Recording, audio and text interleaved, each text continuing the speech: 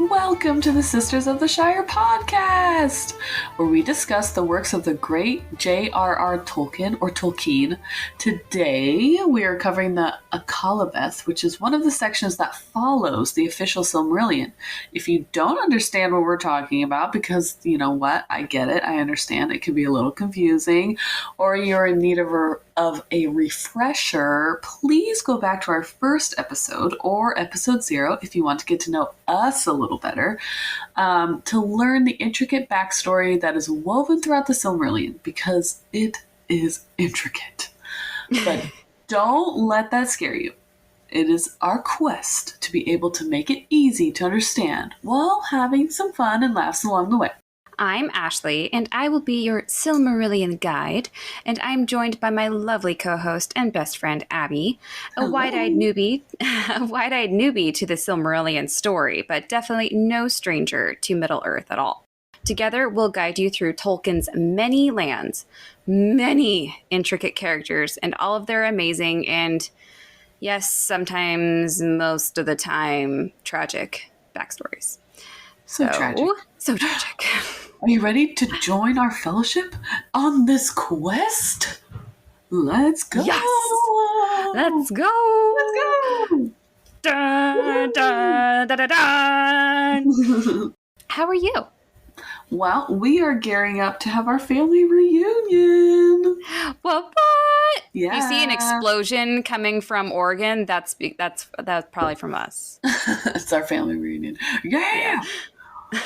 Or like any like headline news, like mass casualties.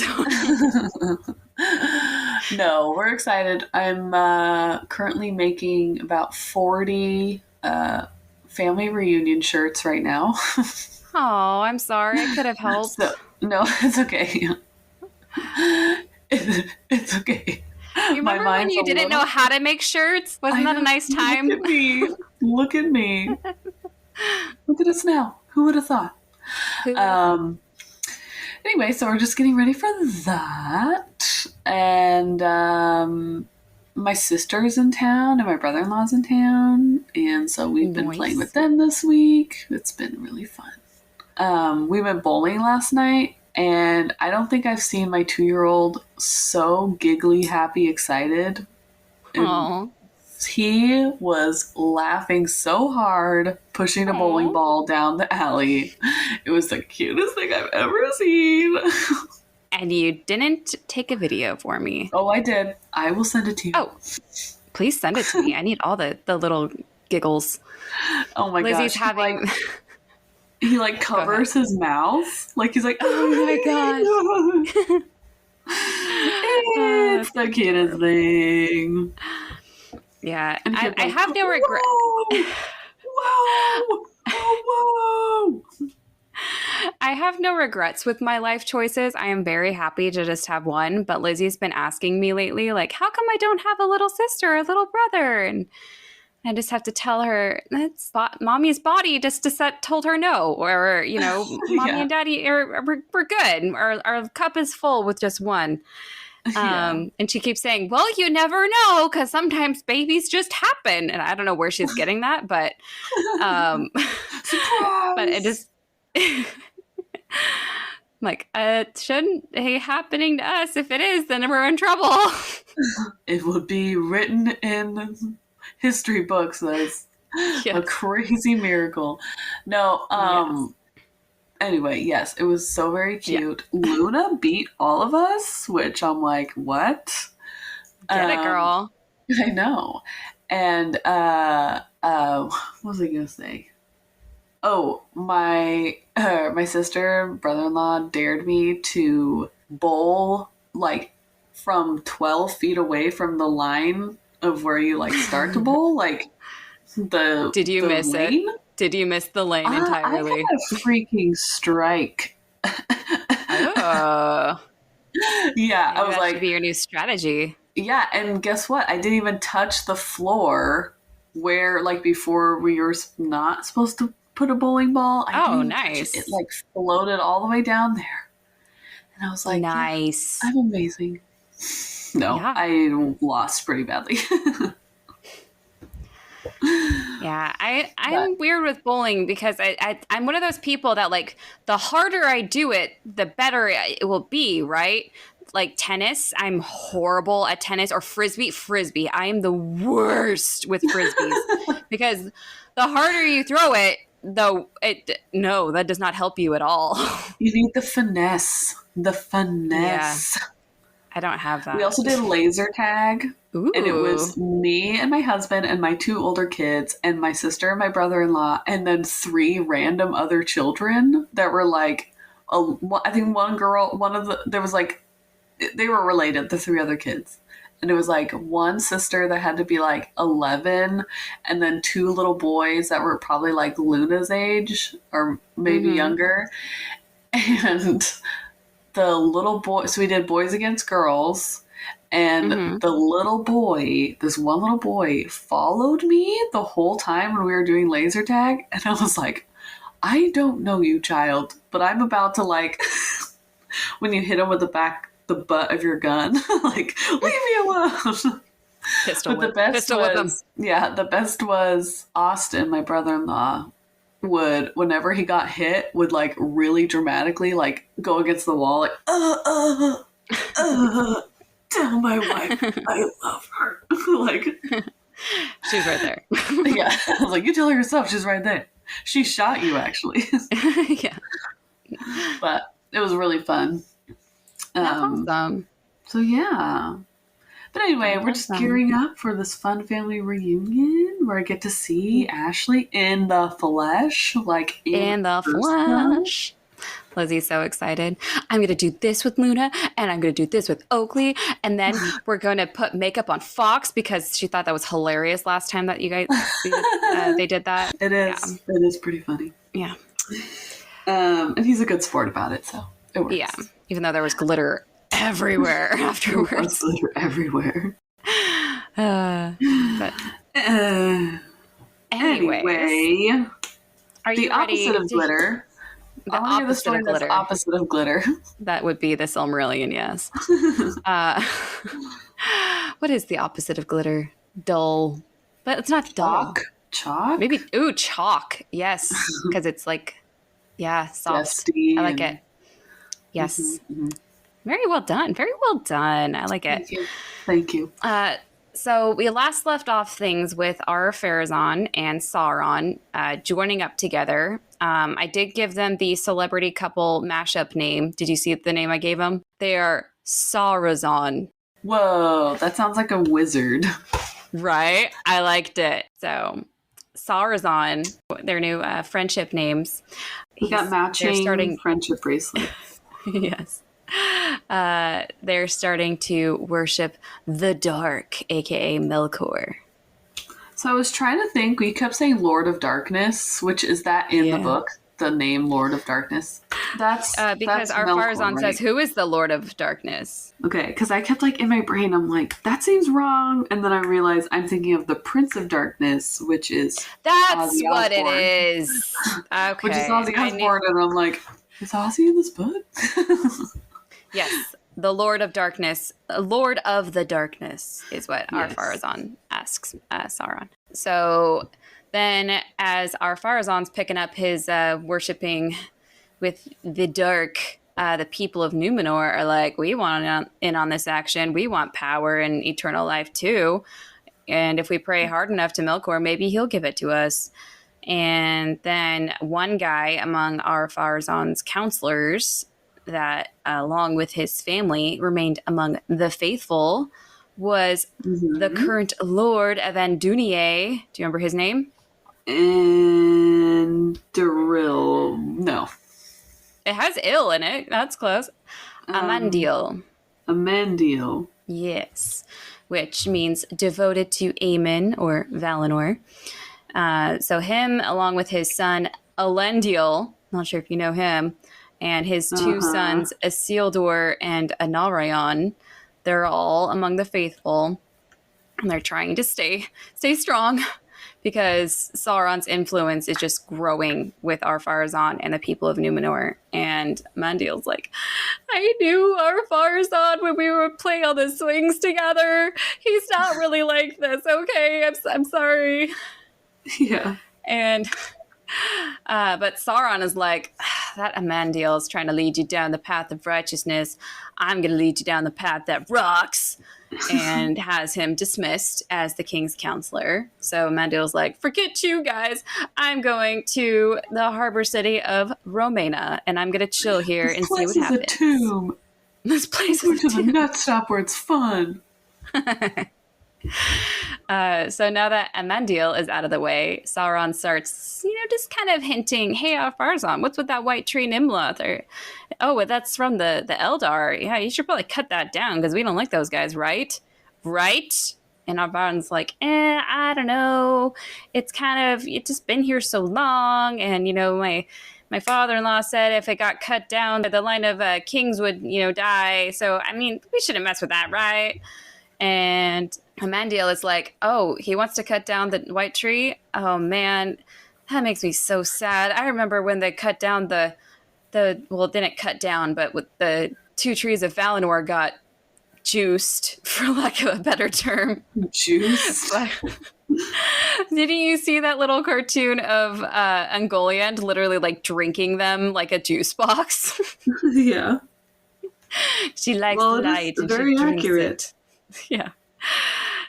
So he's telling the story of that incident to his son and his grandsons, and his grandson Isildur's like, I can't let that happen to this tree. I'm going to do something.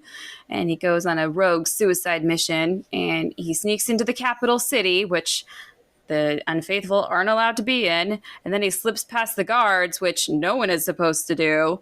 And he steals a fruit from the white tree. And he does get caught in the process and barely manages to escape, getting severely wounded in the process. And it's after... But then the tree heals him. The tree heals him. So they plant the fruit, seed from the fruit. I wonder what that fruit tastes like and what it looks like. So bad. I want to know. And so the tree lives on, and then as it... and then as the tree blooms or buds or leaves for the first time or something, that's when Isildur gets healed and he wakes up from his trauma. But after the event of the fruit being stolen, Saur-azon's like, okay, I guess we need to cut the white tree down. And Sauron's like, yes, green light to do all the bad things. And he makes a huge temple in Numenor, which I was thinking about this, like, weren't they running out of room? How did they have enough room for this temple? But anyways, maybe they and then ripped something else down that maybe they put it where the tree was. I don't know. Maybe. That's a good idea. And then the first thing Sauron burns on the altar that's in this temple is the cut up white tree. And the burning of it leaves a smoke and a weird smell around Numenor for days. And then they had this huge temple. They have an altar specifically to burn things, and now they're out of cool things to burn. So they're like, I guess we'll just burn people now. That's what the Lord of Darkness wants. And you know what? I bet he really likes the Elendili. And because, I'm sure they taste yummy. I don't know. And then... Is he eating them? I don't know.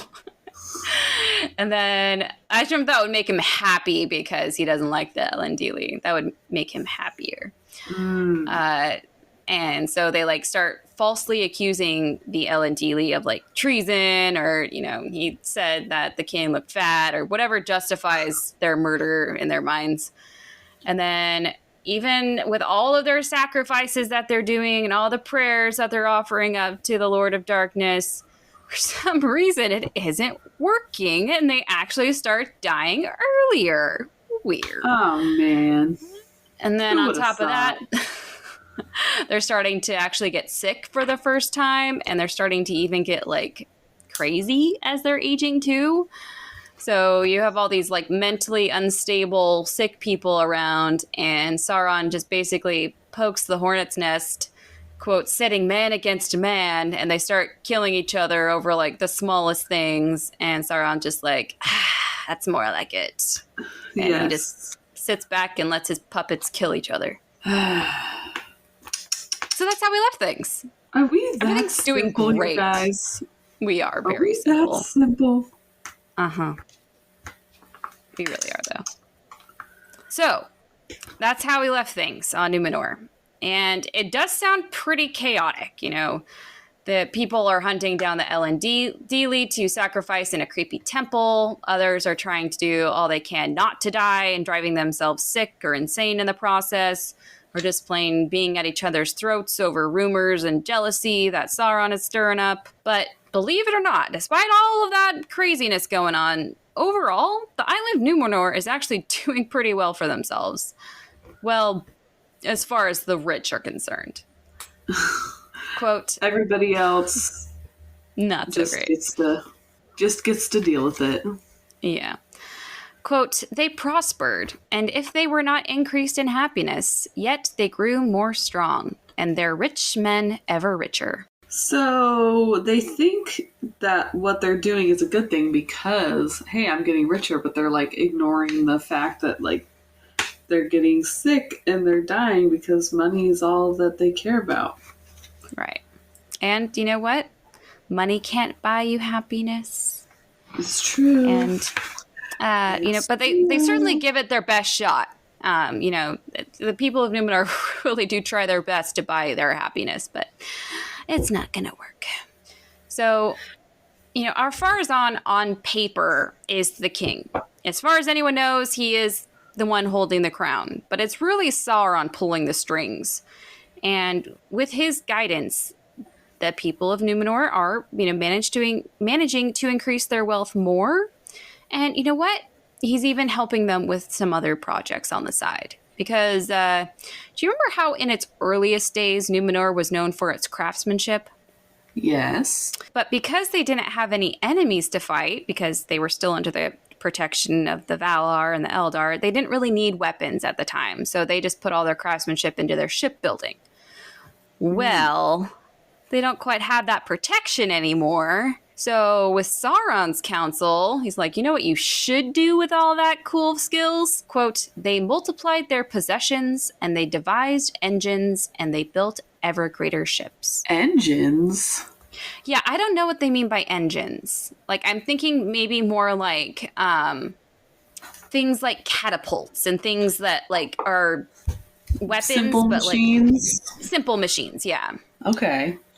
That's what I'm imagining. If someone has another idea, let me know. But that's what I'm thinking. They're like doing the like pull string on like a motorboat, like. So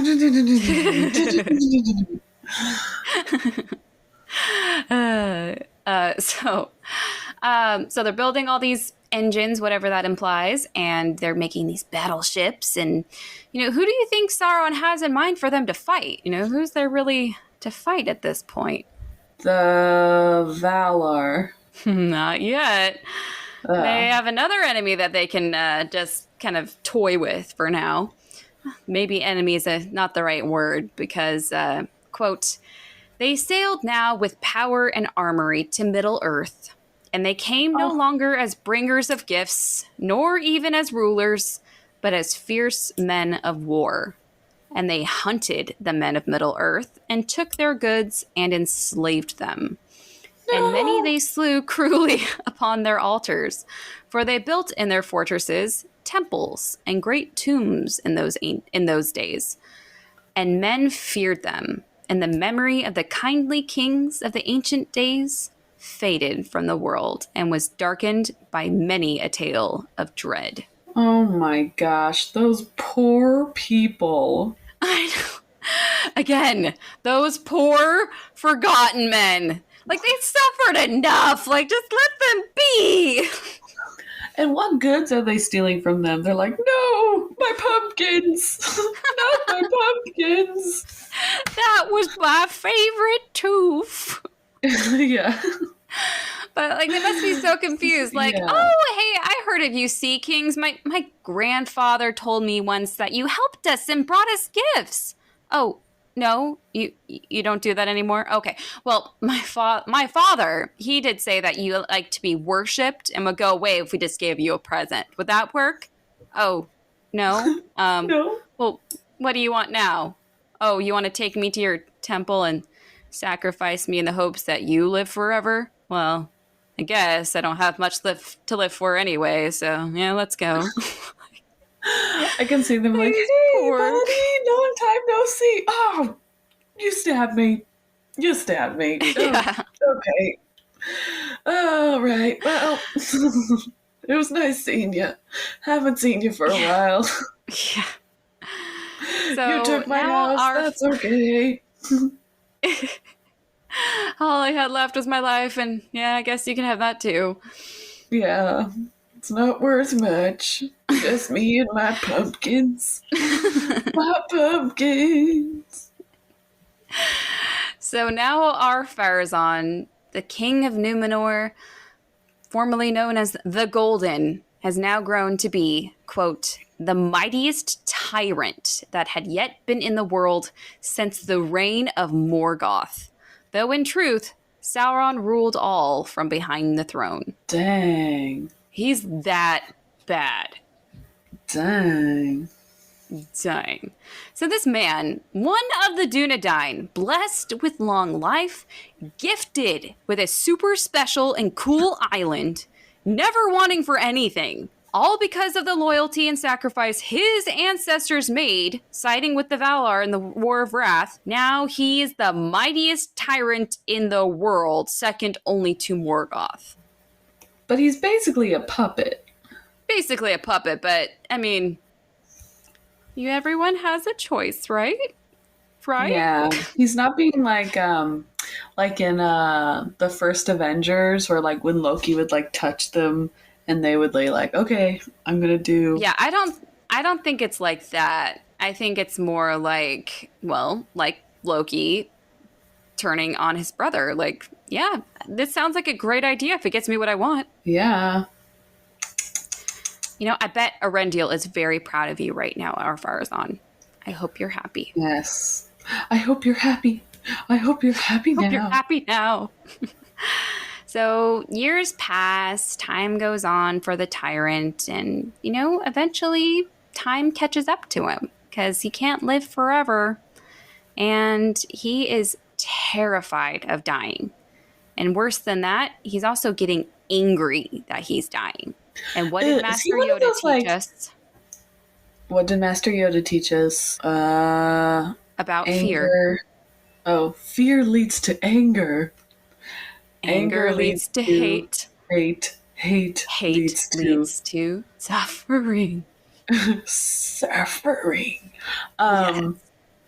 No, that just reminds me of like the like aristocratic people of like England, and or just like any kind of like aristocratic person. It could be even like in a sci-fi movie where they like don't want to die and they're like doing like Botox and like injecting themselves with like stuff like where they like look creepier because they're trying so hard not to be, and it kind of makes them look like even worse and disfigured. And I can totally see him doing that, where it's like his mental health is like, I have to be alive forever. And then he's like ignoring, you know what I mean? He looks gross. Yeah. But it's not neglect because he's like obsessing over it. But right.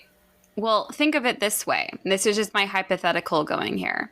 Because you have to remember that Sauron is the one constantly in his ear. He is his main go-to advisor, his number 2.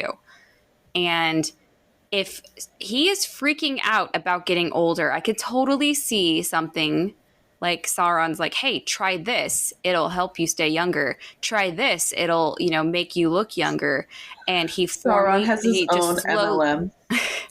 But he just slowly like morphs into this creature, though, because of Sauron's like suggestions. That's maybe like, how the Nazgul looks so creepy, or the Mount of Sauron looks so creepy. But just like the slow trend of decay, but not only decay, but like if you put this ring through your nose, it will make you look 12 years younger, or it will stay off the bad demons that give you wrinkles. I don't know. But just like slowly transforming maybe the handsome, although fat, we agreed that he's fat, Yeah.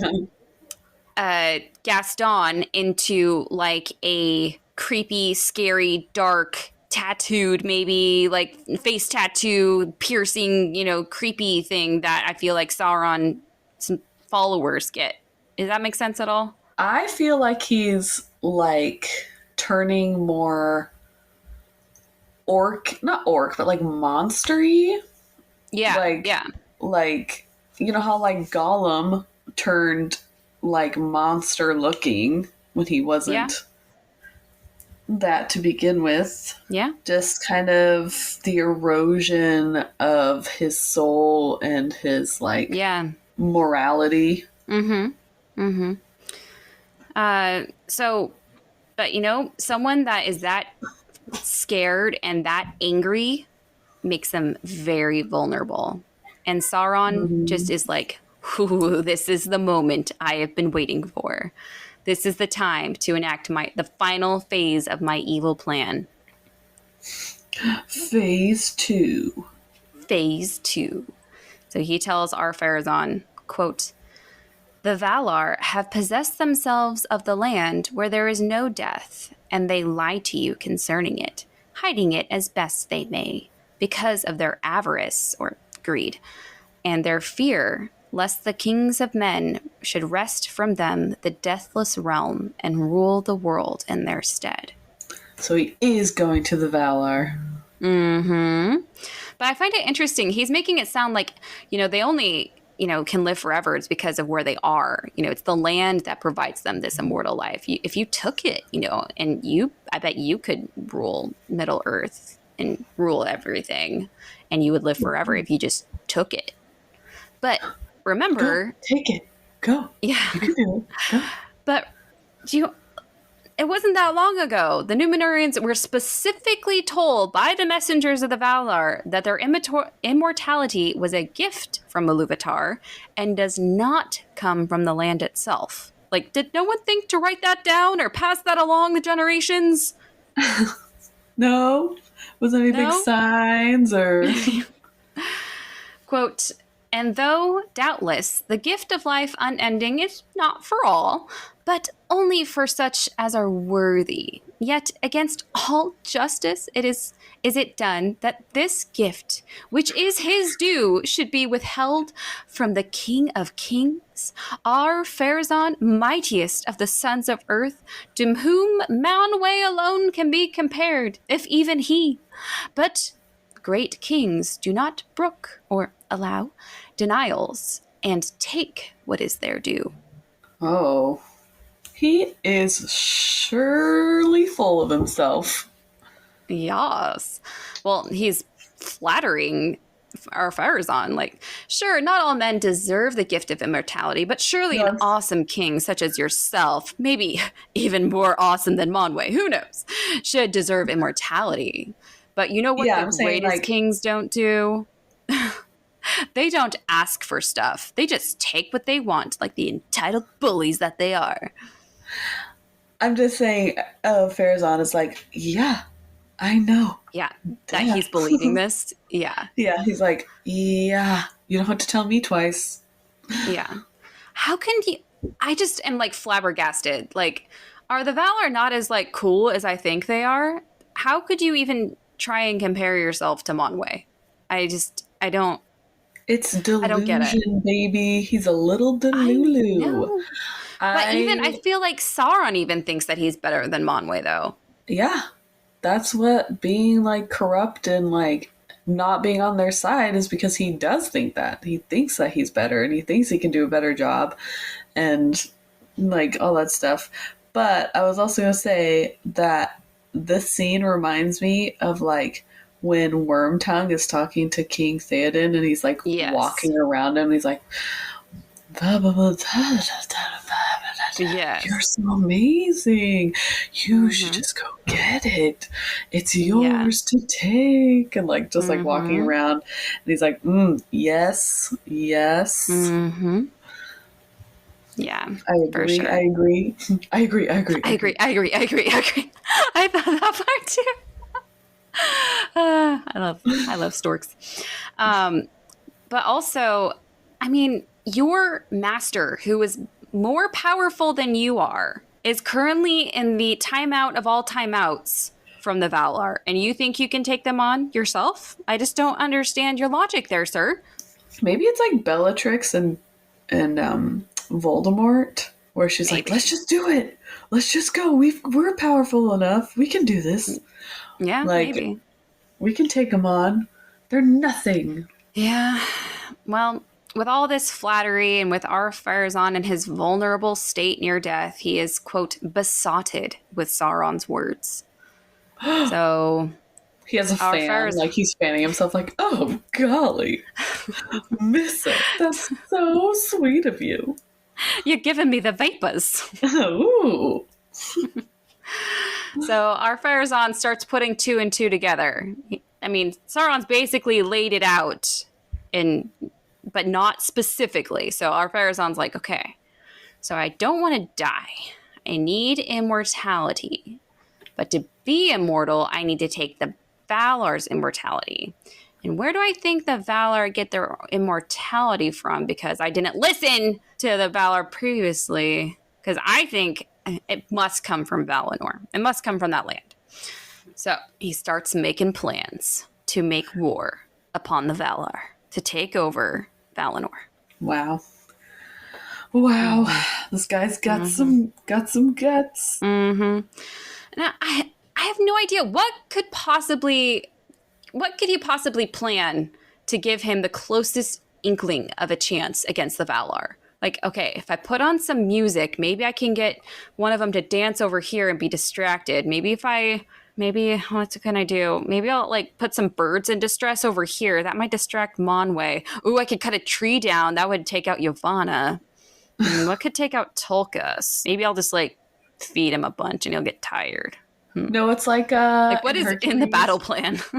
Like it's like in Hercules where Pain and Panic are like the girl Pegasus, but it's like for Tulkas it's his lady. Like they like fake the orcs are like dressed up like her. Yoo-hoo! Yeah. If only there was a big strong man about to save me.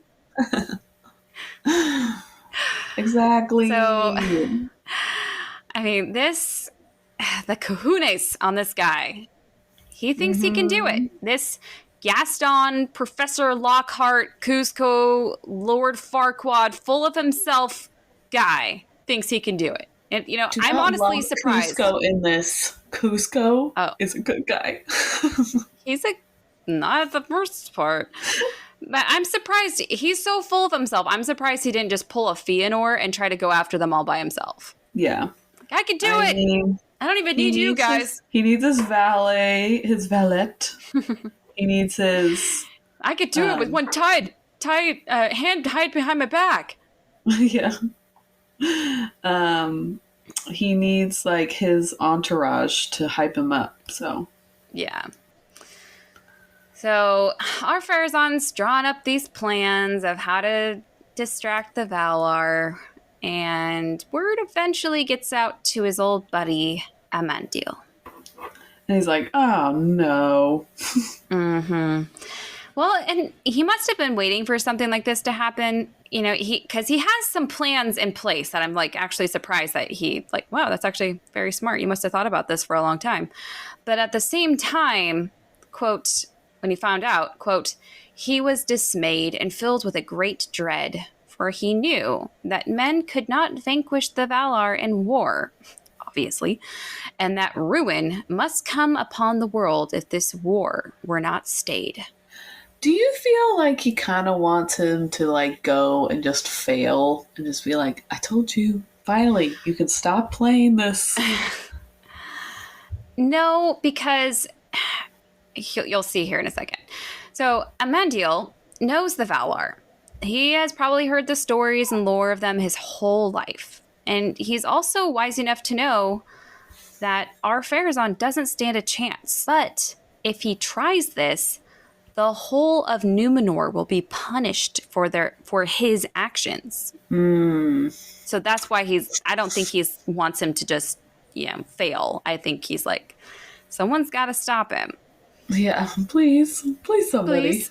Because then everyone's going to be punished for his actions. But, on the other hand, frankly, they've had a good spanking coming to him for a good while now with all their crap. So, I mean, they kind of have it coming, but... He had it coming. He had it coming. So, anyways... Amandil sits his son Elendil down for an important talk. He's like, okay, Elendil, here's what we're going to do. Here's what's happening. Quote, "The days are dark, and there is no hope for men, for the faithful are few. Therefore, I am minded to try that counsel which our forefather Elendil took of old, to sail into the west, be their ban or no, and to speak to the Valar, even to Manwë himself if may be, and beseech his aid ere all is lost." Okay. I don't know why, but I kind of love that. Yeah. Like, his name literally translates to devoted to Aemon, or Valinor, and he's just like, you know what? I'm going to live true to my name, and I'm going to live true to my ancestors. I'm going to pull an Elendil and risk the Valar's wrath, sail to Valinor, and ask for their help. Yeah. I have faith. He can do this. I have faith. But I love that he, knows the lore so much. He knows the stakes. He knows what is being asked of him, and he's like, you know what? I'm going to do it anyway. He respects the history. Yes, that's what I'm saying. But Elendil is like, I don't know, Dad, that sounds a little risky. Quote, "Would you then betray the king? For you know well the charge they make against us, that we are traitors and spies, and that until this day it has been false." So at first you think, is Elendil worried about their loyalty their loyalty to the king? He's not, because remember, the faithful have literally been sacrificed on the tiniest made-up charge of treason. And as of, this moment, they have towed that line very well. Amandil and their whole house have towed the line between staying faithful and staying loyal to the king. And if they do this, if Amandil does this, they can't toe that line anymore. They've chosen a side. Yeah. So he's like, okay, if they're being sacrificed for the tiniest made-up charge of treason, what do you think they're going to do about actual treason and of, the highest level? Going to the Valar for help is, the creme de la creme worst thing you could do. Yeah. So, Amandil holds firm, though. Quote, "But it is for mercy upon men and their deliverance from Sauron the Deceiver that I would plead, since some at least have remained faithful. And as for the ban, I will suffer in myself the penalty, lest all my people should become guilty." What a guy. What a guy. So why do I believe his self-sacrifice is genuine? But when Elendil did this, it sounded like he was absolutely full of crap. Because he talks more about his people than his fascination with just going to Valinor. Very valid. Very valid. So Amandil wants to go alone. He's because he doesn't want anyone else getting, in trouble in case he gets in trouble. And he leaves his son, his family, and the other faithful behind on Numenor. And his son Elendil, though, is still worried about the possible repercussions that they could suffer for his father's actions. If they find out what you're doing, then we're going to be the ones suffering for it. Yeah. But somehow, like I said, Amandil has already thought of this, and he's planned it out. He's like, okay, here's what I'm going to do. Quote, "I will set sail into the east, towards Middle-earth, whither daily the ships depart from our havens, and thereafter, as wind and chance may allow, I will go about through north or south back into the west towards Valinor and seek what I may find." Okay. So I'm going to pretend like I'm going east towards Middle-earth like everyone else does, and then I'm going to flip a Yui, double back, and head west to Valinor. Okay. Solid plan. He's got a plan. And you know what? In fact, I have a plan for you too, Elendil. Here's what you're going to do. So that's what I'm going to do. Here's what you're going to do. Quote, "I counsel that you should prepare yourselves other ships and put aboard all such things as your hearts cannot bear to part with. And when the ships are ready, you should lie in the haven of Romena. I am no longer dear to our kinsman upon the throne, like our Saur-azon. I'm no longer dear to him, that he will drive over much if we seek to depart for a season or for good. Like, he's not going to be sad to see me leave. But let it not be seen that you intend to take many men, or he will be troubled, because of the war that he now plots, for which he will need all the force that he may gather. Seek out the faithful that are known still to be true, and let them join you in secret, if they are willing to go with you and share in your design. Secret. Yeah. So, like, okay, get your own ship ready to leave, Elendil, but don't just, like, wait for me. Wait. Don't be on standby. The king and the men and his men, they won't be sad to see us go because we're kind of a nuisance to them anyway. But, if you take too many people with you, it's going to look suspicious. So gather what men you can in secret and have them get their ships ready to leave too. But just be on standby for now. Just wait. My signal. Yes. But then Elendil is like, okay, got it. Wait, did you say I have a design?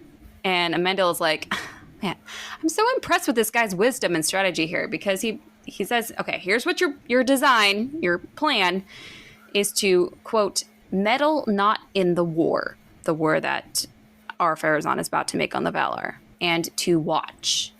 But it is most like that you shall sail from the land of the star, Numenor, with no star to guide you, like Elendil did in the beginning, for that land is defiled, Numenor. Then you shall lose all that you have loved, seeking a land of exile elsewhere. But east or west, the Valar alone can say.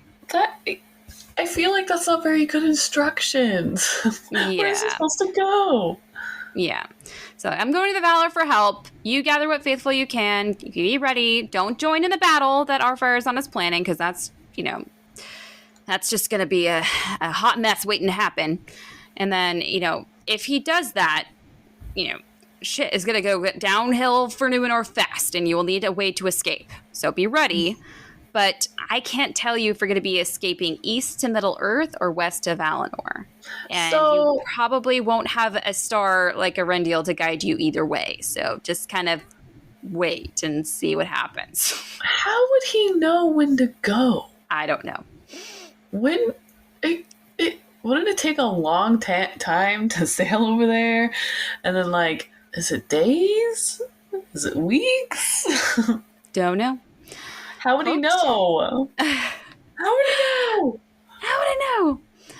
Well, quote, then Amandil said farewell to all his household as one that is about to die. And then he says, for it may well prove that you will see me never again. But hold you ever in readiness. Be ready. For the end of the world that we have known is now at hand. Oh, no. How do you think he knew that this is it? You think of all the times throughout history that times have been awful and people thought the world was going to end and somehow it never does. There's those crazy guys that are, with the signs yelling that the world is coming to an end. But Amandil, he isn't crazy. In fact, he might just be right. It seems like the only non-crazy one. Yeah. But, man, poor Amandil. Quote, it is said that Amandil set sail in a small ship at night and steered first eastward and then went about and passed into the west. And he took with him 3 servants dear to his heart.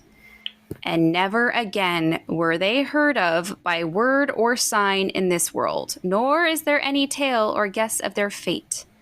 Men could not a second time be saved by any such embassy, and for the treason of Numenor, there was no easy absolving. Oh, no.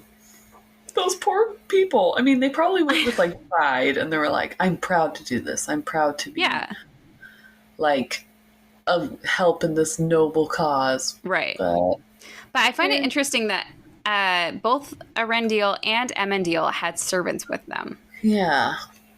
And that also they were never heard from again. Like, what is it with you, Tolkien, and having these mysteries at sea? So in my head, Elendil's buddies and Amandil and his buddies all landed on the same random island, and they all became best friends, and they got to hang out with Olmo and Ose, and they learned to surf, and they learned to fish, and they just lived their best lives. That is what happened. Yeah. They got what they deserved of being faithful and helpful, and they're like, okay, I'm taking my retirement. Thanks. Yeah. See you later. Don't go dying on me. But I love that it says, like, men could not a second time be saved. Like, you guys only got one. You already used that term. You tried this already. We only gave you that one time that it would work. You had your one chance. One chance. That's all you get. And you know what? You guys were too naughty anyway. This isn't gonna, take it back. So, yeah, he tried. He tried. Which I don't understand. Like, he's going there for such a noble cause, Why didn't they help him? Because the Valar aren't always the forgiving type. Did they not meddle in the qualms of men?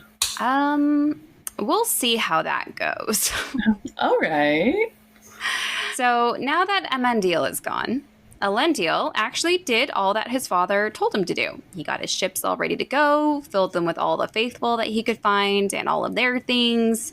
They are packed. They are on standby. Quote, okay. Many things there were of beauty and power, such as the Numenorians had contrived in the days of their wisdom, vessels and jewels and scrolls of lore. And 7 stones they had, the gift of the Eldar. But in the ship of Isildur was guarded the young tree, the scion of Nimloth the Fair. Okay, so 2 important gasps there. Okay, so we're going to take a little side quest here because Tolkien did not explain this before and doesn't really after this. It's rude.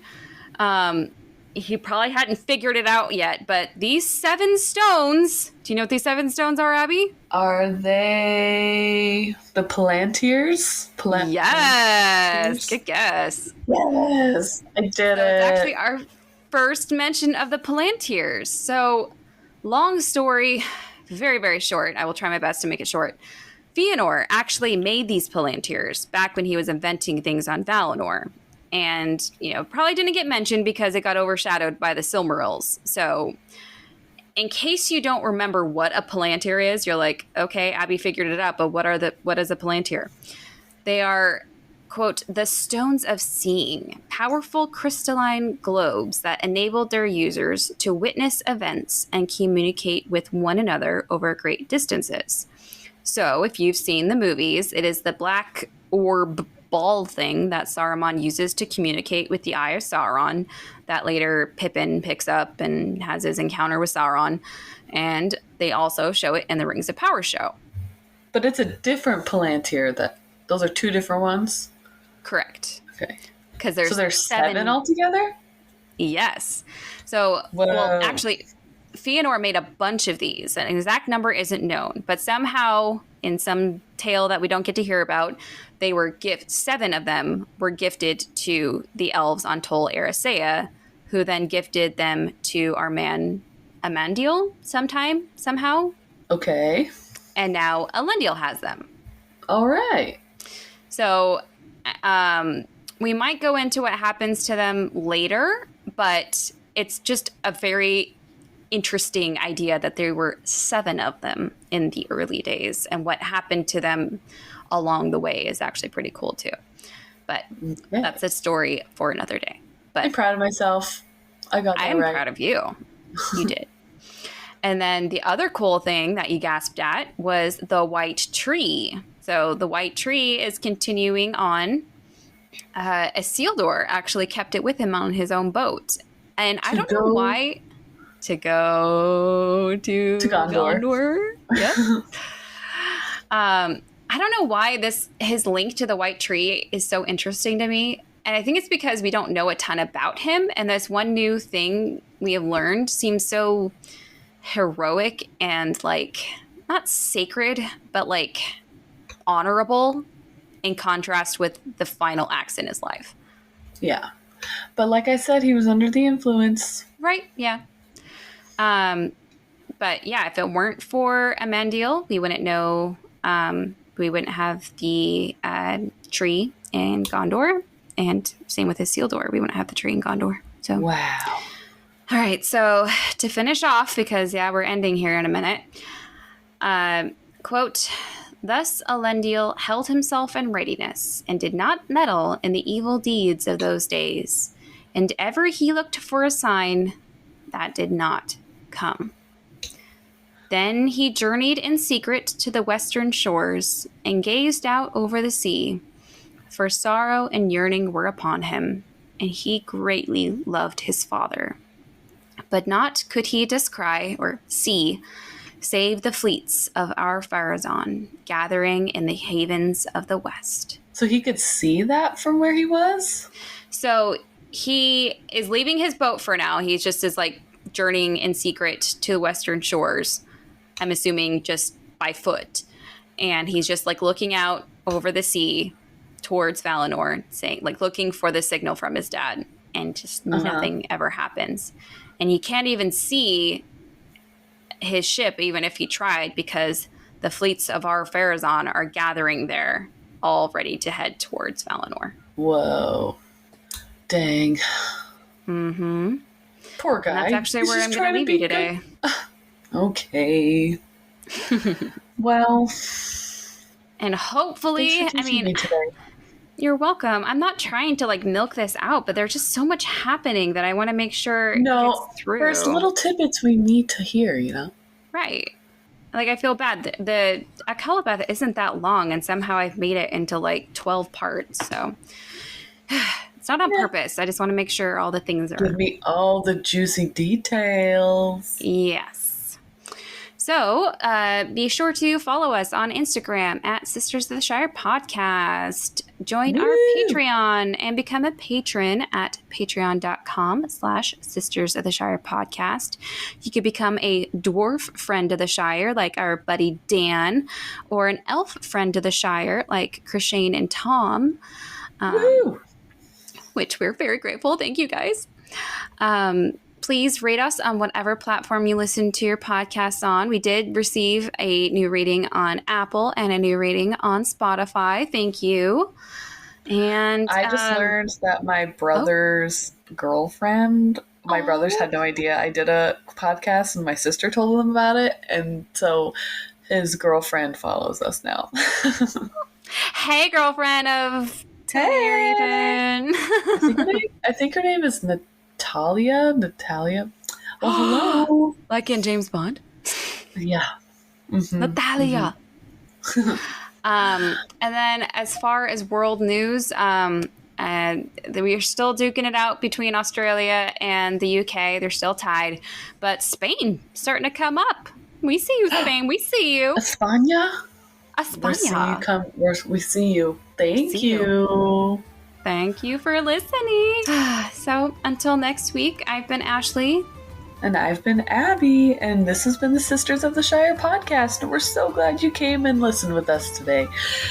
Please join us next time. And have a good weekend. Bye.